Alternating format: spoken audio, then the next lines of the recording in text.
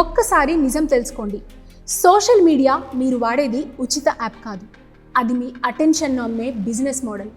మీరు వాడుతున్న ప్రతి యాప్ నిజానికి మీరు దానికి ఒక కస్టమర్ కాదు, మీరు అదే ప్రోడక్ట్. మీ అటెన్షన్ కోసం కంపెనీలు డబ్బులు ఖర్చు పెడతాయి. మీకు నచ్చే పోస్ట్ చూపించడం కాదు అసలు టార్గెట్, మీరు ఆ యాప్లో ఎక్కువ టైం గడపడం. ఫర్ ఎగ్జాంపుల్, కొన్ని controversial post, shocking headlines, negative news ఇలాంటివన్నీ మన అటెన్షన్ గ్రాప్ చేయడానికి యూజ్ చేస్తారు.